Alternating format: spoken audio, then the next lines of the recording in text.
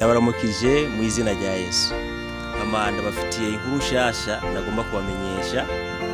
Tugiye gutangura urukurikirane rw'ibiganiro bizobandanya kuva mu itanguriro tukazobandanya gushika mu gice cya Yohana. Ico kiganiro naco kizoba gifise umutwe w'amajambo nyamukuru uvuga ngo Bibiliya irisobanuye. Hari ivyigwa vyinshi bitandukanye by'ukuri kwa Bibiliya bivugwa hirya no hino. Hari inkuru za Bibiliya nyinshi zisikirizwa.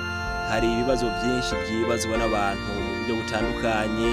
Mbega irema ryarabayeho, mbega ijuru ko rivugwa ninde yaribonye, hoho ni iki kibemeza ko tuzotaha ijuru, mbega uwo Yesu mwizera ko azogaruka hoho mwaramubonye, caha niki, mbega bapfuye bajahe. Dufise ibintu byinshi cyane tuzovumbura mu kuri kwa Bibiliya. Aba rero ndabahamagarira abantu tugiye kuzohora tubana muri iki kiganiro gushishikara kuza murakanda kuri subscribe kugira ngo uko tuzobananya dukurikiranya ivyigwa urutonde muzohore mu ruhago rw'ivyigwa ntihazagira ikigwa na kimwe kibacika.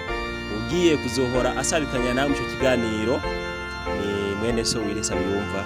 Mani bahezagire mu izina rya Yesu. Urakoze Mana yacu ku rukundo rwinshi udukunda, kuba waremeye gusiga byose mu ijuru ukaza kudusanga ku isi twari twaronekariye ku bw'icyaha. Mwami urakoze ko twongeye akandi kanya kadasanzwe kugira ngo dushishikare kuvumbura ukuri ko mu ijambo ryawe. Ijambo ryawe ari ukuri kubeshaho kandi ari ukuri kuvugurura, kugira ngo Mwami bidutegurire kuzobana nawe muri Yerusalemu nshya. Bino rero wawe yera shishikari kubana natwe, aze atwishurire biciye mu ijambo ryawe kandi atumurikishirize mu nyonga ha kugira ngo dutahure kuri ijambo ryawe mu izina ry'umunyabasha Yesu Kristo.